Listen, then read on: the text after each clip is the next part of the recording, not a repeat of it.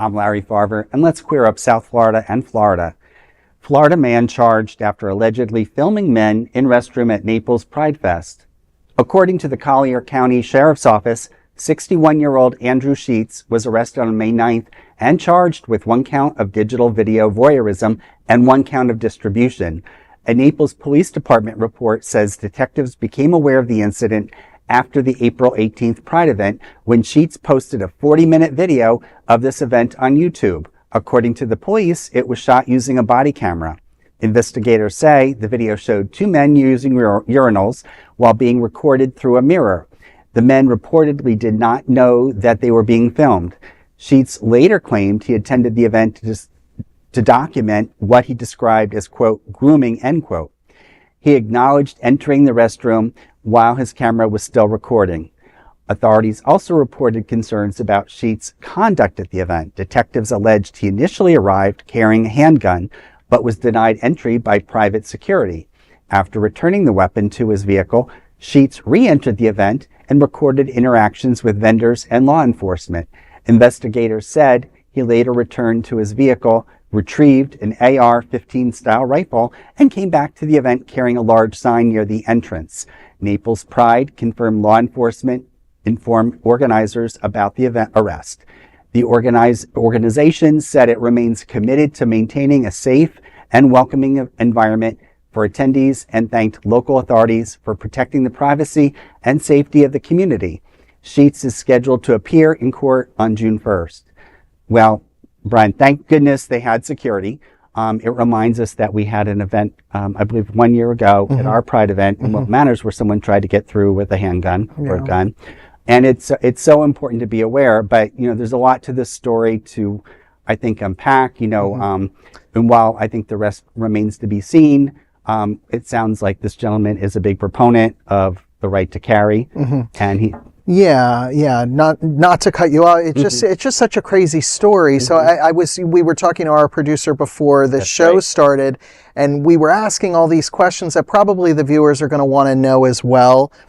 This guy's a creep. Let's just get that out there. He's a creep, obviously. If you're going to go and menace people with a gun, what he did was, from what I understand from our producer, is he had a body camera on.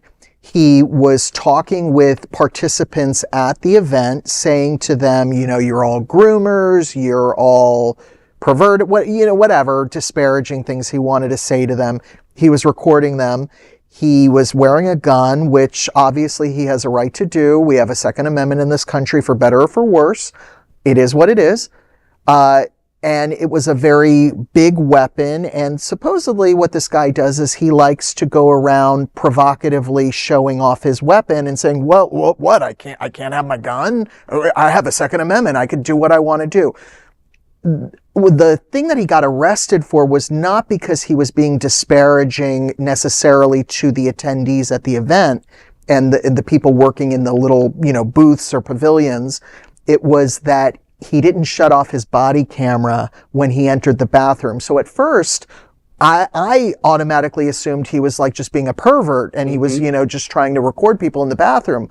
What it was it was probably the most uncalculated thing he did that day. He just didn't shut off his body camera. He used the bathroom. He went and washed his hands, and then his camera caught him in the mirror and then caught people behind him in the mirror using the urinals. So do I think he needs to be arrested? Yeah, because you shouldn't be recording people in the bathroom, number one.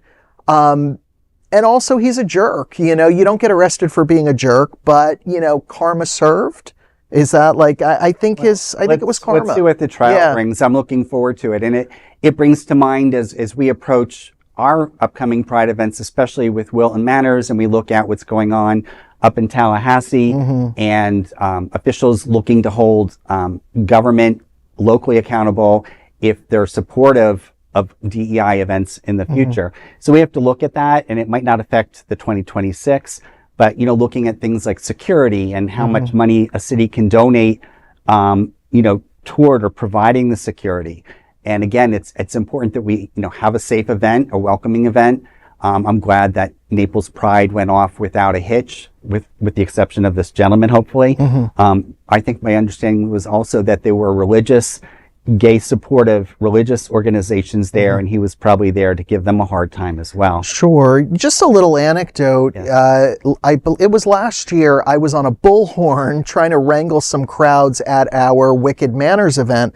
I was working for a local nonprofit organization, and we were, manning a gate. And a lot of people were saying, why is the line so long? Why do we have to wait over an hour to get in? Why can't we just go through? And I had to explain to people, because we live in a world where people don't like us. People want to hurt gay people and gender nonconforming people and queer people. I tried to explain to people as funnily, I don't know if that's a word, but in a funny way on the bullhorn, be thankful that people are taking their time getting through these gates. They're being searched for weapons. They're being searched for things that could hurt others. And it's a huge part of the budget. It's huge. Well, whether you're talking about the community or just, our population and communities in general, I regularly attend meetings in Wilton Manors. And when I go into the commission chambers, we all have to go through a detection and be wanded and empty our pockets. And it's not just because there are many gay people serving as volunteers or elected officials. It's to protect, people who are coming in all around. We're in a state that allows carrying weapons, and, they do reserve the right to say you can't bring a weapon into that space. Sure. Yeah. Sure. Well, there's a lot to think about, and I hope for everybody's safety, and just know that if there's a long line to get into a gay event, 9 times out of 10, it's for security reasons. So have a little grace. Let's practice empathy and understand that everybody's trying to keep each other safe, and we have to take care of ourselves as a community. And this guy who got picked up and arrested, maybe it was for something stupid like not shutting off his body camera, but maybe that'll serve as a little lesson to him. Like, don't be such a douchebag, at events where you're more than welcome if you want to be supportive, but you're not so welcome if you're going to be there to give people a hard time. So, in the end, I think it was karma. Karma was served. So, well stated. Well, there's no other queer non-profit media platform like this in the entire world. Support our LGBTQ stories by sharing them and subscribing to Queer News Tonight.